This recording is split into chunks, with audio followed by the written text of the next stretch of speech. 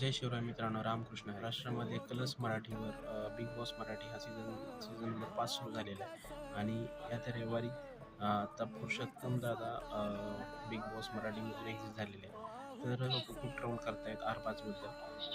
Actually Purushottam दादा बाहेर येताना त्यांनी शिवाजी महाराजांचा जय जयकार केला, पांडुरंगाचा जय जयकार केला.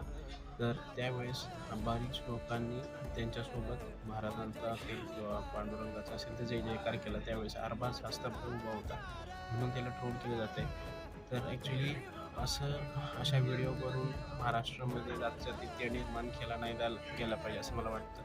कारण त्याच ठिकाणी समजा पुरुषोत्तम दादाऐवजी जर एखादा आपला मुस्लिम बांधव जर तिथून एक्झिट होत असता आणि त्यावेळेस त्याने जर नमाज पढला असता तर बाकीच्या लोकांनी त्याला फॉलो केलं असतं नाही ना. बस अशा गोष्टी ट्रोल करून जातीमध्ये तेढ निर्माण नाही केला पाहिजे असं मला वाटतं. जय शिवराय.